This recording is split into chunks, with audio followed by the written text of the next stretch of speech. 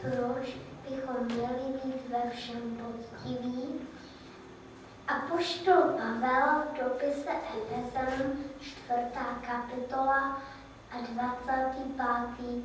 verš napsal: Proto nyní, když jste odložili faleš, mluvte každý z vás pravdu se svým blížním, protože jste údy, které patří k sobě. Poctiví bychom měli být tedy proto, protože jsme údy, které patří k sobě. Co to ale znamená? Můžeme si to vysvětlit, že je to jako s autem. To potřebuje kola, motor, volant a jiných mnoho součástí. Mohlo by jet auto bez motoru nebo bez kol? Samozřejmě, že ne. Tak stejně je to s námi ze sboru. Všichni se navzájem potřebujeme. Nikdo není lepší ani důležitější než jiný.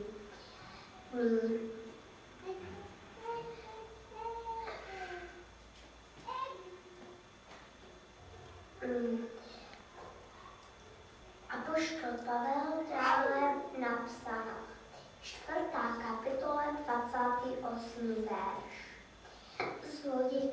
Zloděj ať již nekrade, ať spíše koná tvrdou práci a svýma rukama koná dobré dílo, aby měl co rozdávat někomu, kdo je v nouzi.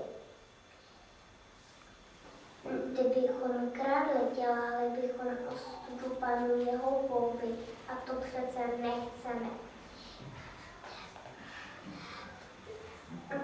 Je to jako když mám rád svého tatínka, chci dělat to, co on rád, ho napodobuju, tak mu dělám radost.